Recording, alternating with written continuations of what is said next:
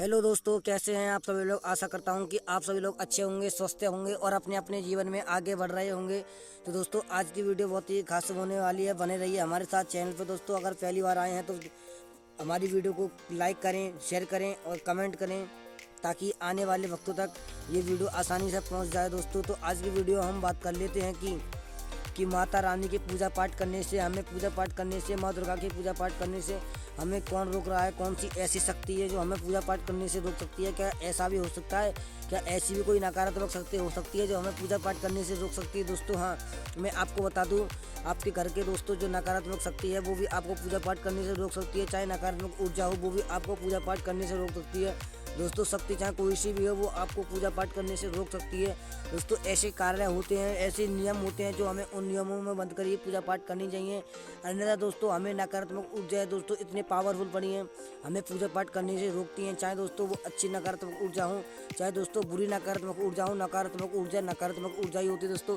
ये नकारात्मक ऊर्जा कहीं बाहर की नहीं होती है, आपके ही घर की नकारात्मक ऊर्जा होती है। कहीं आपके पितृ हैं, कोई दोस्तों मलिन पितृ हैं, दोस्तों किसी भी अकाल मृत्यु हो चुकी है, वो आपके घर में उसे मोक्ष की प्राप्ति नहीं हुई है, उसे जन्म नहीं मिला है, तो दोस्तों वो अपनी प्राप्ति के लिए ही इधर उधर भटकता रहता है। और आपके ही घर में कोई भक्ति मार्ग में आगे बढ़ता है, कोई साधना मार्ग में आगे बढ़ता है, तो उसे पूजा पाठ करने से रोकता है। दोस्तों, ऐसा होता क्यों है? ऐसा इसलिए होता है कि जो भी मनुष्य हम है वो अपनी भगवान की पूजा पाठ करता है। दोस्तों, ये बात सत्य है, इस कलयुग में भगवान के लिए प्रतीक लिया हुआ नाम कभी भी व्यर्थ नहीं जाता। एक न एक दिन ये नाम अवश्य ही काम आता है।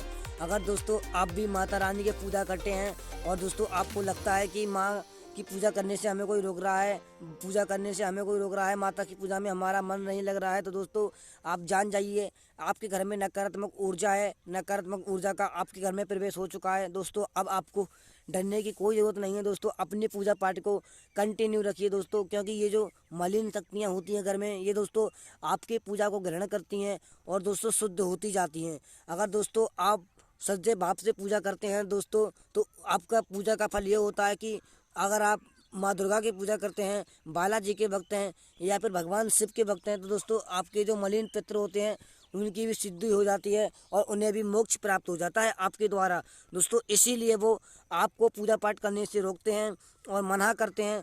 अगर दोस्तों आपका भी मन पूजा पाठ में नहीं लगता है, तो दोस्तों ये एक प्रमुख कारण हो सकता है। तो दोस्तों चलिए अब बात कर लेते हैं दूसरे संकेत की, कि दूसरा संकेत क्या होता है, कि दूसरा संकेत हमें कैसे प्राप्त होता है। तो दूसरा संकेत ये होता है कि आप पूजा पाठ में पहले थे तो हमारा पूजा पाठ में मन लगता था, पहले हम भगवान के प्रति बहुत अच्छे तरह से पूजा पाठ करते थे। लेकिन दोस्तों अब क्या हुआ है, कुछ दिनों से हमारा पूजा पाठ में मन नहीं लग रहा। अचानक से ऐसा लग रहा है कि ये भी पूजा पाठ बंद कर दूं, पूजा पाठ बिल्कुल भी ना करूं, अब मेरा बिल्कुल मन पूजा पाठ में लग ही नहीं रहा है। तो दोस्तों ये भी कई भक्तों के साथ होता है, इसीलिए मुझे ये वीडियो बनानी पड़ रही है, क्योंकि दोस्तों ये पहले मेरे भी साथ होता था, क्या पता ये आपके भी साथ हो रहा हो।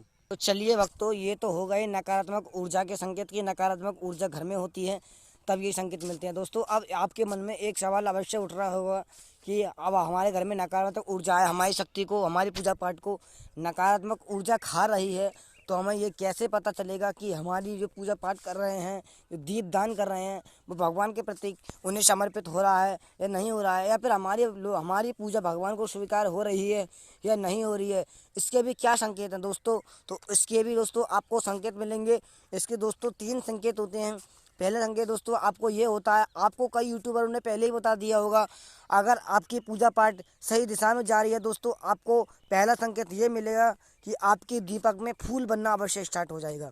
दोस्तों, अगर आपके दीपक में फूल बनता है तो दोस्तों आप समझ जाइए कि आपकी पूजा पाठ स्वयं वहां आकर भगवान स्वीकार कर रहे हैं, उससे कोई भी नकारात्मक ऊर्जा नहीं खा रही है। अब दोस्तों दूसरा संकेत ये होता है, अगर आप ये जानना चाहते हैं कि हमारे साथ कौन सी शक्ति चल रही है, कौन सी शक्ति नहीं चल रही है, तो दोस्तों आप अपनी इस जानकारी को, आपके दीपक में जो फूल बनता है दोस्तों पंखुड़ियों की आकृति का बनता है, हृदय की आकृति का बनता है, आप उससे भी पता लगा सकते हैं कि हम पर किस देवता की ज़्यादा कृपा है। अब दोस्तों तीसरा संकेत ये होता है, स्वप्न में आपको भगवान दर्शन देना शुरू कर देते हैं। जी हाँ दोस्तों, अगर आपको भी स्वप्न में भगवान के दर्शन होते हैं, आप ऐसे व्यक्ति हैं जिसे बार बार स्वप्न में भगवान के दर्शन होते हैं, तो आप समझ जाना कि दोस्तों आपको भगवान की पूजा पाठ आपकी पूजा पाठ भगवान स्वीकार कर रहे हैं और आपसे वो प्रसन्न हैं। दोस्तों जो चौथा संकेत होता है, वो चौथा संकेत ये होता है, अनायास आपकी ब्रह्म मुहूर्त में आँख खुलने लगती है।